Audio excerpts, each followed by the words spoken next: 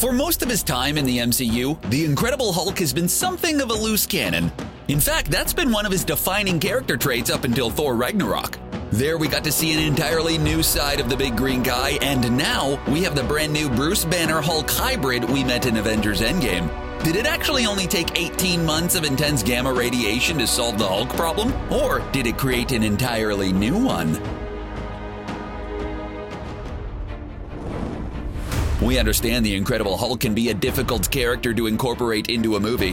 When he's Bruce Banner, he's incredibly smart, but not very useful in battle, unless he's using the Hulkbuster armor. When he hulks out, he's a nearly unstoppable smashing force. But that's the thing, he's hard to stop. He's totally out of control, and sometimes that works to our hero's advantage. But other times, it's more trouble than it's worth. If there was only a way to combine the brilliance of Bruce Banner with the raw power of the Hulk. In the comic books, we get this with a character known as Professor Hulk. He's a fusion of Bruce Banner and the Hulk, who embodies the best qualities of these two entities. Fans have been suspecting he'd enter the MCU after seeing him in Thor Ragnarok, and his increasingly human appearance in Endgame merchandise only fueled this theory. But is this really the final evolution of the Hulk? Or is there something more at play here? Redditor I Am the DOS has some thoughts about this character and why something just doesn't seem right about his appearance in the MCU. We were told previously that Hulk would be undergoing his own character arc. We got to see a Hulk who did things besides fight. Yes, we know Hulk is born out of the rage Bruce Banner feels at the world, and his father in particular. Oh, and a positively unhealthy amount of gamma radiation. That's an important ingredient too. But you wouldn't like me when I'm angry, and dosed with gamma radiation just doesn't roll off the tongue. If you think about it, of course, Hulk always appears as a wild guy. He comes out in the heat of battle when everyone wants him to smash everything to smithereens. It's just that he has a little bit of trouble putting that genie back in the bottle, so to speak. But in Ragnarok, Hulk got to just be himself for years, and the result was the ability to calm down a bit. He was able to distinguish friend from foe, have conversations without screaming, and actually be somewhat chill. Sure, he's a far cry from the brilliant Bruce Banner, but it was a huge leap from how he appeared in previous Marvel movies. Then, in Avengers Infinity War, we saw a Hulk who was completely done with covering for Bruce Banner. It would have been easy to dismiss his refusal to emerge as cowardice after getting smacked around by Thanos, but there's more to it than that. If someone only called on you when they were in the middle of some giant battle, we'd sure you'd be cranky about it too.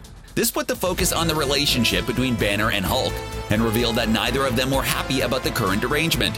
We had known Banner wasn't crazy about erupting into a violent green monster, but apparently Hulk didn't like turning into a puny human either. We're just gonna go ahead and call the individual we met in Avengers Endgame Professor Hulk. Anyway, in Endgame, he explains that Bruce and Hulk worked things out, underwent some intense gamma radiation, and voila, became this creature.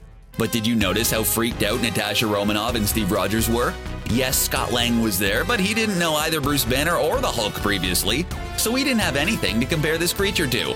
Natasha and Steve look downright disturbed by Professor Hulk when they're together. Now, it might be tempting to dismiss this as them getting used to his new appearance, but is that really all there is to it? After all, they've seen some pretty crazy things throughout their time in the MCU, so it seems odd they'd be so uncomfortable here. Maybe they're not reacting to Professor Hulk's appearance or his mere existence, but rather by his marked personality change. Well, we guess Natasha could just be counting her lucky stars that her romance with Bruce Banner kinda petered out a few movies ago, huh?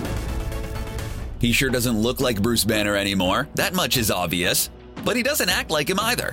Instead, he acts incredibly cheerful, even in the face of depressing or dangerous situations. No matter how bad things get, Professor Hulk sees the life in the universe as half full instead of half empty, and that's just weird. Even Valkyrie is put off by it and tells him she preferred either of his other forms. Maybe solving the massive Banner Hulk problem off screen and explaining it with a single line of dialogue really was too good to be true, and a new problem has been created. Of course, we want Professor Hulk to be happy, but he just seems unnaturally so in Endgame. At first, it was easy enough to explain away his good mood. After all, for the first time in so long, he doesn't have to worry about turning into a monster and going on a total rampage. We have to imagine that's the kind of thing that could really stress a person out, even under the best of circumstances. Maybe they were just happy to have settled their differences and be moving forward together. But would that really account for all the cheerfulness, especially considering how dour the other characters were? Let's consider the scene where Professor Hulk travels back in time to get the Time Stone. When he encounters the Ancient One, she uses her powers to punch Bruce Banner out of Professor Hulk. Clearly, there's something else at play here, rather than Banner just being in a good mood because of Professor Hulk. In addition to Professor Hulk, there are many different versions of the Hulk which exist in the comics. I Am the DOS believes this one may be ramping up to a version known as Maestro. Like Professor Hulk, the Maestro is a fusion of Bruce Banner and the Incredible Hulk, but he's one from another universe, which takes place in the future. He's smart like Bruce Banner, but instead of being cheerful, he's pretty darn evil. He thrives in a dystopian future with few superheroes and the world on the brink of extinction. In the comics, Professor Hulk actually battles Maestro thanks to some time travel shenanigans, but Professor Hulk loses for an important reason that many of us have lost sight of. Yes, physically the Hulk is extremely strong, nobody's denying that. But much of his strength also comes from the fact that he's relentless and acts without fear of repercussions, either to his own body or innocent bystanders. We've seen this in the MCU, and we know Professor Hulk is different. Because of this, he can't stand up against the Maestro and loses the fight against him. Eventually, he's defeated because of time travel, since he was too powerful to go down otherwise. We know that Marvel Studios considers anything in the comics to be fair game, and we know they don't always stick to the script. Could the jolly professor we met in Avengers Endgame turn into the Maestro? After all, where did all the anger between Bruce Banner and Hulk go when they merged together? Based on the fact that Banner appeared unscathed, and like his normal self while talking to the Ancient One, it seems clear the Hulk is influencing his mind. Sure, it seems to be making him unnaturally happy now, but that could change either with time or under certain circumstances. Instead of encountering a Maestro or a Maestro-like character, it's possible Professor Hulk could become him. This could also tie into the necessity for movies involving Hulk to have other notable characters in them.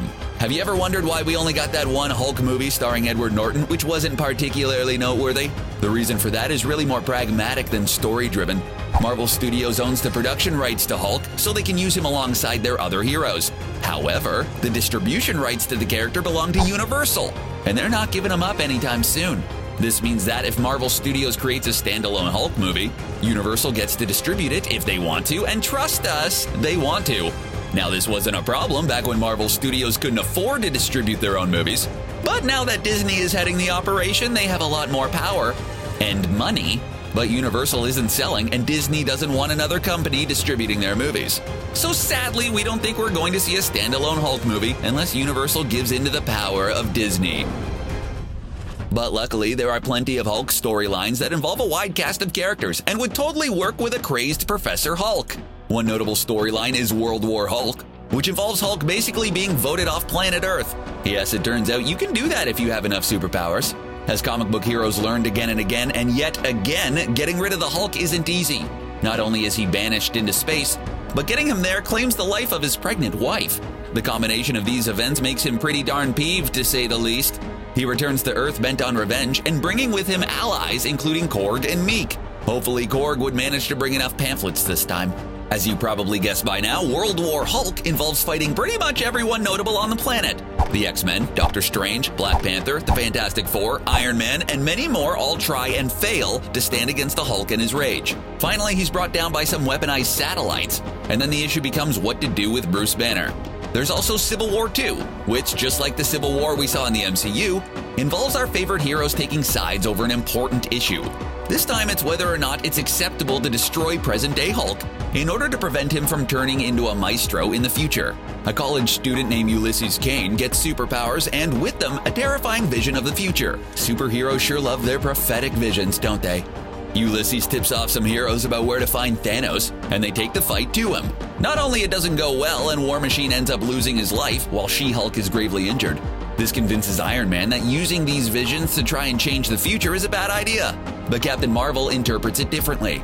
She believes they should fight for the best future possible, and, of course, things get messy when Ulysses has a vision of the Hulk taking out all of the Avengers.